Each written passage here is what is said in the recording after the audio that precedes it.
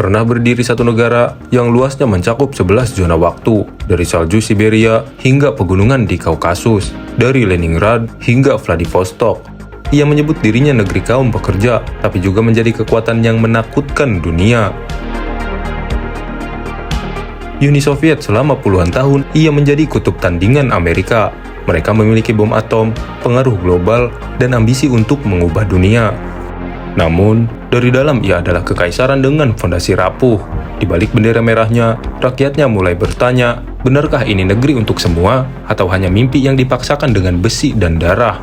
Dan pada akhirnya, pada satu malam dingin di bulan Desember 1991, bendera Palu Arit diturunkan, dan dunia menyaksikan akhir dari sebuah imperium.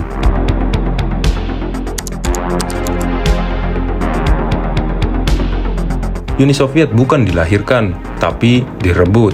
Pada tahun 1917, revolusi Bolshevik menggulingkan Tsar Nicholas II, dan Lenin memimpin revolusi proletar pertama dalam sejarah manusia.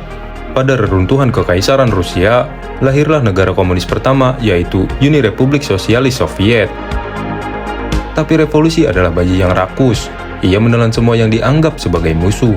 Perang saudara meledak, Lenin wafat, dan kekuasaan diambil alih oleh pria berkumis tebal dan tatapan dingin, yaitu Joseph Stalin. Stalin mengubah Soviet menjadi negara industri raksasa, tapi dengan biaya nyawa jutaan rakyatnya. Ia membangun pabrik, rel kereta, dan kekuatan militer. Namun ia tak hanya membangun kemakmuran, ia juga membangun gulag, pengawasan, dan ketakutan. Di balik tirani itu, Soviet berhasil berdiri sejajar dengan Barat. Ia ikut mengalahkan Nazi. Ia juga menjadi pemenang dalam Perang Dunia II, dan ketika perang selesai, dunia dibagi dua, antara Amerika di satu sisi dan Soviet di sisi lainnya.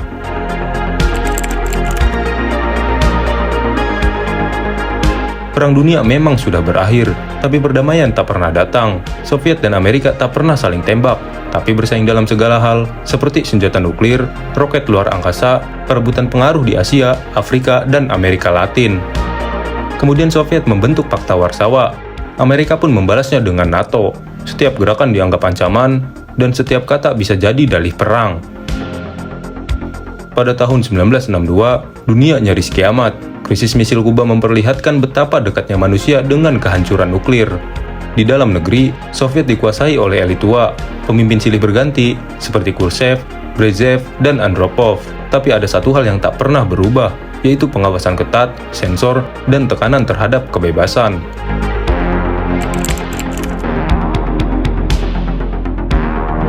Mesin kekaisaran Soviet tak pernah benar-benar efisien.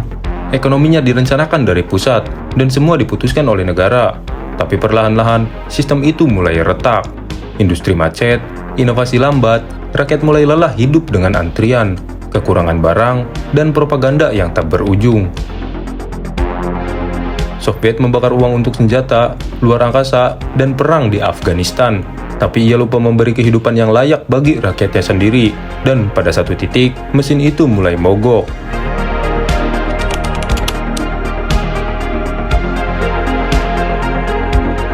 Tahun 1985, seorang pemimpin baru muncul. Ia bernama Mikhail Gorbachev. Berbeda dari pendahulunya yang kaku, Gorbachev lebih muda, terbuka, dan sadar akan krisis dalam negerinya. Ia meluncurkan dua reformasi besar, yaitu perestroika atau restrukturisasi ekonomi, dan juga glasnost, yaitu keterbukaan politik dan kebebasan pers. Tapi reformasi itu bagaikan membuka keran tekanan yang lama terpendam. Rakyat mulai bicara, mulai menuntut. Negara-negara bagian seperti Lituania, Estonia, Georgia mulai ingin merdeka. Sementara elit partai komunis mulai resah, karena mereka sedang kehilangan kendali. Tahun 1989, tembok Berlin runtuh. Tahun 1990, negara-negara satelit Soviet satu persatu lepas.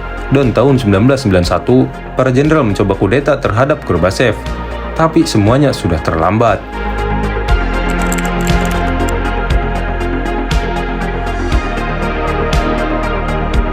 Tanggal 25 Desember 1991, Mikhail Gorbachev mundur dari jabatannya. Bendera merah Palu Arit diturunkan dari Kremlin dan diganti dengan bendera Rusia.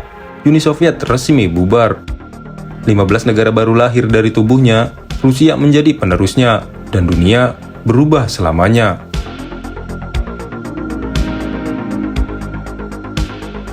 Uni Soviet tidak runtuh karena kalah perang, tapi karena kekuatan yang datang dari dalam, seperti ketidakadilan yang dibiarkan, kebebasan yang dibungkam, dan sistem yang terlalu lama menyangkal realita.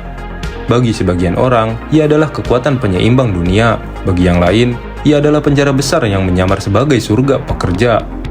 Namun pada akhirnya, tak ada kekaisaran yang kekal. Memang ideologi bisa membakar dunia, tapi juga bisa padam oleh nyala kecil ketidakpuasan.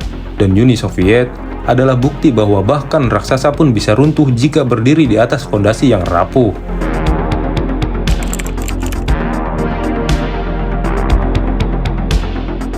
Runtuhnya Uni Soviet bukan akhir cerita, dampaknya masih terasa hari ini, seperti perang di Ukraina, ketegangan Rusia dan Barat, dan rasa kehilangan identitas yang belum sembuh. Di Rusia, beberapa masih memimpikan kejayaan Soviet, sedangkan di negara-negara bekas jajahannya, kenangan tentang represi dan luka lama belum benar-benar hilang. Mungkin, yang runtuh bukan hanya negara, tapi juga harapan bahwa dunia bisa dibangun hanya dengan kekuatan dan ideologi semata. Karena kekaisaran yang besar tak selalu runtuh oleh perang, tapi oleh kebenaran yang tak pernah mau didengar.